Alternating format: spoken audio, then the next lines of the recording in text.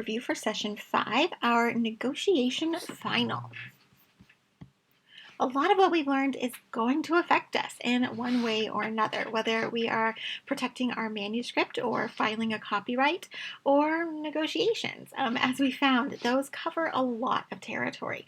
If we start looking for it, which generally happens once we started to study something, then we start to see it everywhere around us. So I have a feeling you're going to start seeing it in a lot of different areas in your life, that we don't just find a solution, we negotiate with one another. And through all of that, we're going to keep learning and growing. It's an exciting step that we are taking. So this week we have our topic outcomes and readings and viewings as usual. For our assignments, we have 3. So we are going to have a discussion that's a think back idea, which is, as you probably have in quite a few courses, basically a reflection.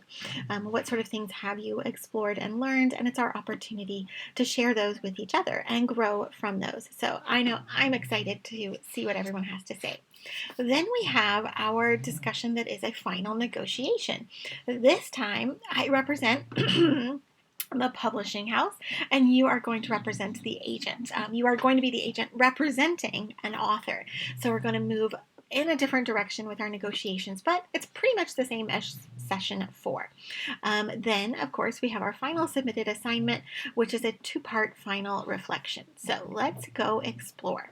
We have quite a few topic outcomes, but I think a key element here, I don't actually have a lot to say on many of these because I feel like I really shouldn't, because they are things where you are articulating what you've experienced. And I feel like sometimes if you see sort of what direction I'm thinking, then you feel sort of compelled or pushed in that direction. And I don't want that to happen. So what we're going to look at are assessing negotiation strategies that we learned over sessions 4 and 5, and probably through 1, 2, and 3 if we start to think about it. We want to look at negotiation strategies using a biblical perspective. So we have some cool details to add to those thought processes. We want to apply our understanding of copyright law and intellectual property through that negotiation deal that we're taking the lead as an agent for an author. And finally, we want to reflect on our own rights as an author and within copyright laws. So again, these are going to be sort of sort of general takes, because I really want you to share what's on your heart and mind. So when we started, we talked a little bit about preconceived ideas. Like, I think it probably happens this way. Well, now we've learned, a lot. And I think that it's really important to recognize with topics as dense and intense as this kind of topic, that learning about it is a process. So you have gathered lots of new knowledge, and as you go forward, these different ideas and thoughts we've discussed and explored, they're going to keep coming back. You're going to continue to absorb, and those seeds that we've planted with these books and our assignments, those are going to grow. So please don't pressure yourself that like, oh, did I get everything? It's really impossible to get everything at any given moment. Instead, we get a lot out of what we're doing at that moment, and then it's going to keep sort of growing within us and flourishing.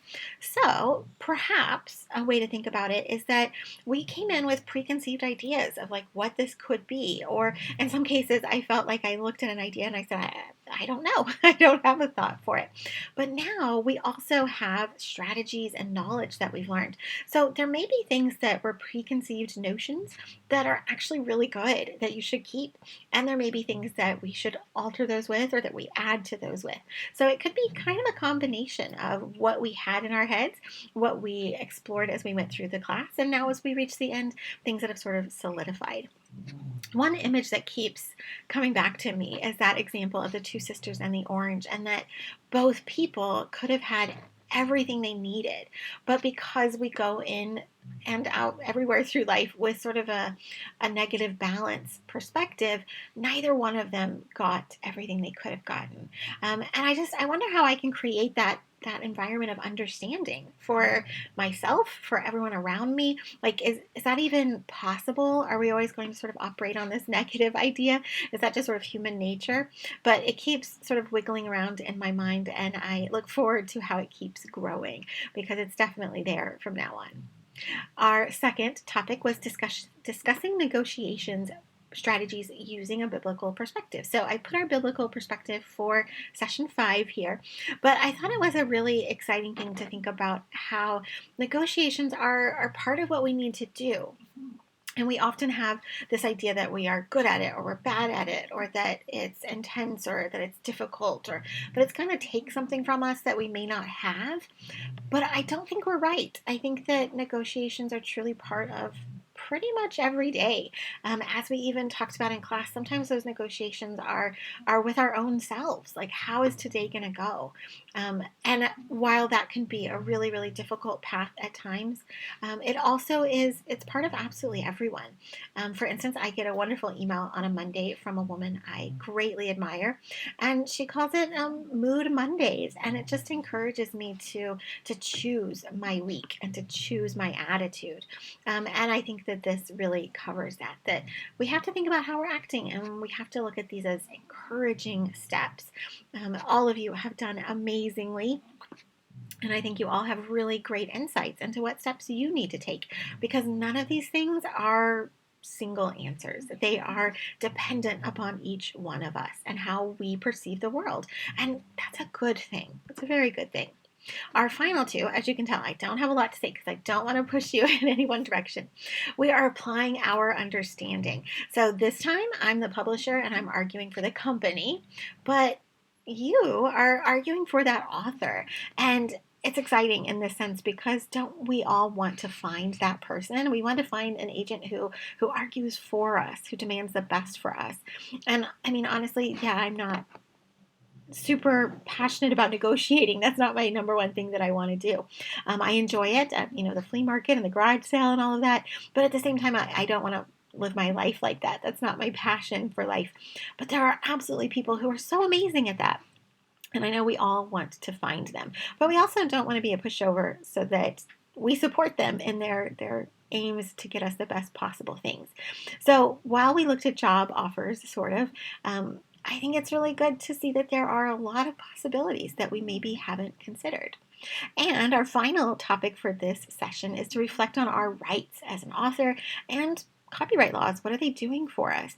So obviously we've looked at things like fair use. We've looked at copyright overall, the Berne Convention. And then we're going to see in session 5, we're going to see things like movie rights and free copies of books. And all of that's really, really interesting and exciting. In fact, I'm reminded of an event that I was able to participate in where you say, I want to participate, and they send you 20 copies of a book, and you go around your neighborhood and you share those with people. And I found that to be really exciting, but not a lot of people were really excited that I gave them a book. But I think that that's really fun, and that's a price. That's something that publishing companies are paying for, or being a part of that charity sort of movement. So there are lots of different elements that I'm not even remotely touching on right here. And of course, we're starting to look at negotiation, and that we as authors have to defend ourselves, and we have to defend our rights and what we have given the world. So for our readings, finally, we are narrowing it down. This did not get italicized, and I can't handle that. So there we go. It also doesn't have the publisher. So anyway, that is not a perfect reference. Apologies. So we are narrowing it down. We're getting to the very end. There isn't as much to read. Can we get a hooray? So we have part 5, 10 questions people ask about the project, which I was reading earlier and I really enjoyed. And then, of course, a note about the Harvard project. So 2 cool but much shorter versions to look at, bits to look at. And in viewing, we're going to look at the importance of moral rights to authors. So we're taking that sort of next step. This is an hour, so we want to watch that.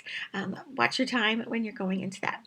So now let's tackle these. I have the most slides about assignments because there are a lot of details to look at here. But we have gone through all of these together, and we have tackled all of these exceptionally well. I'm really proud of everyone, so I know you're going to do great on this set. So we are looking at discussion threads for 2 of these, so you'll notice that there are 2 for session 5, and we're looking at a submitted assignment. Oops, and we're just going to delete that because I got the wrong one. There it goes. So let's start at the think back one. You've probably had something like this for pretty much every class. We like to do this. I think it's a really important thing.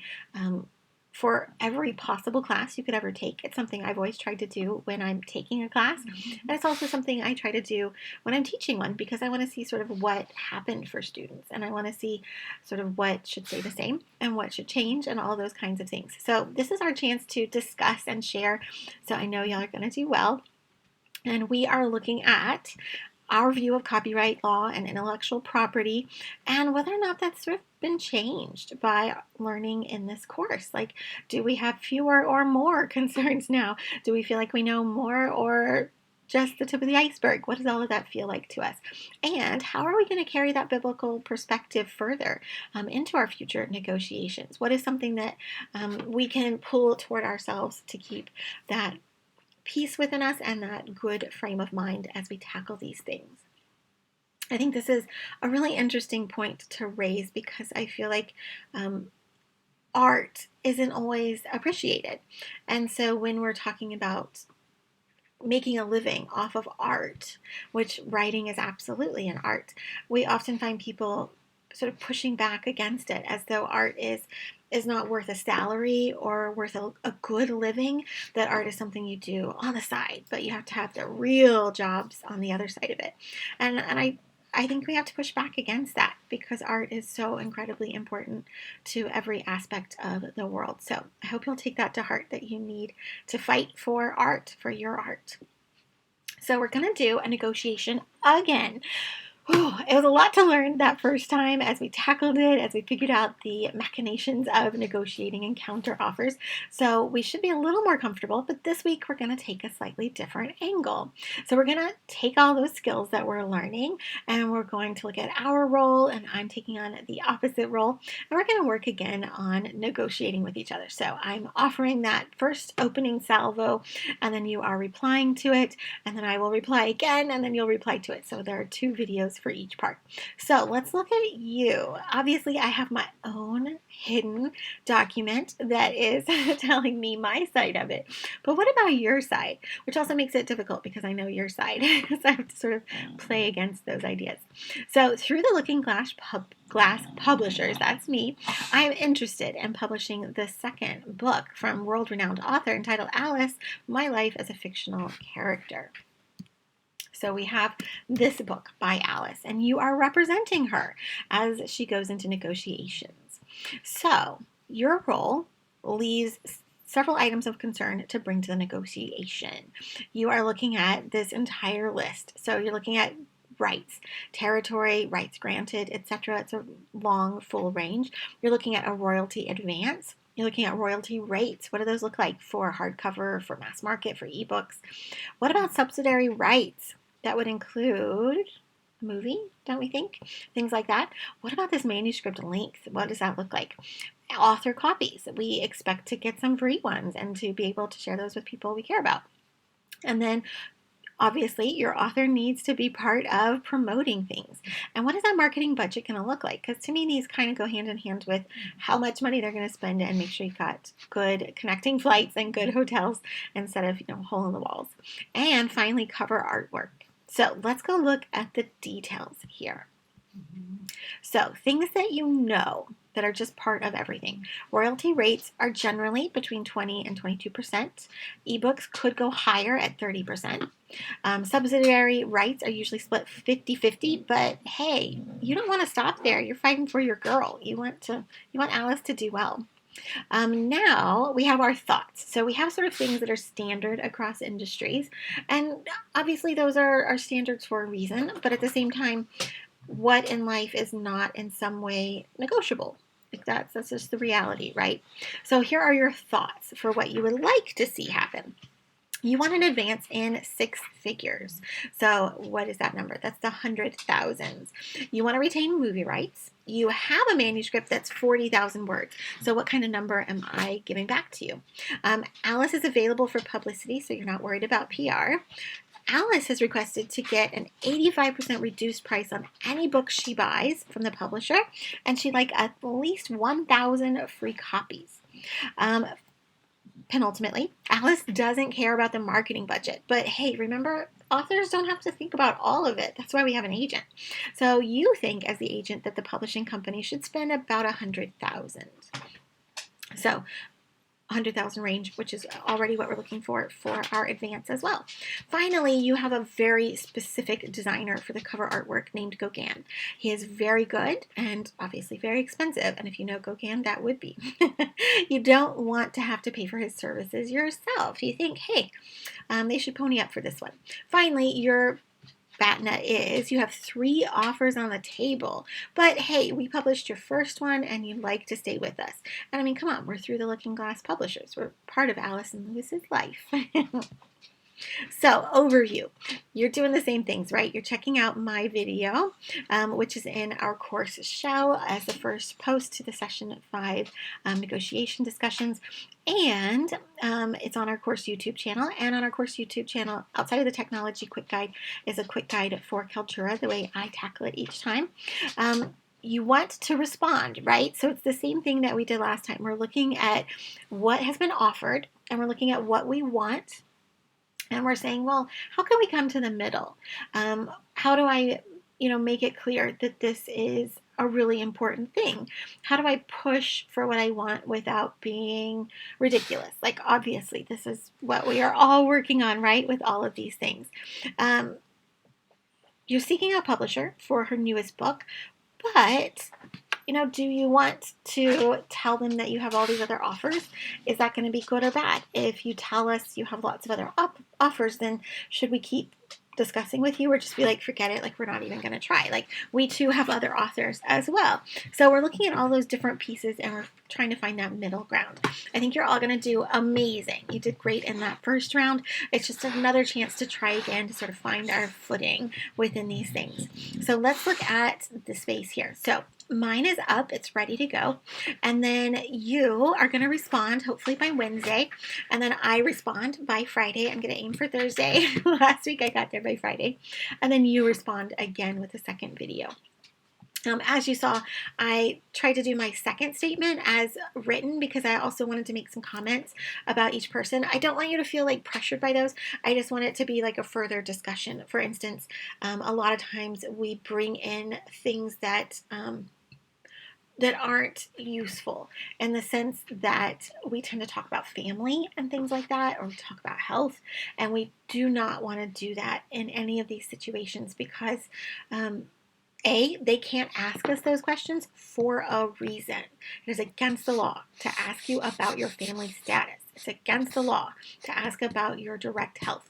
And there are very good reasons for that. So the problem is that we often just say it. We just add that in there because we're open. We're not thinking on these legal lines.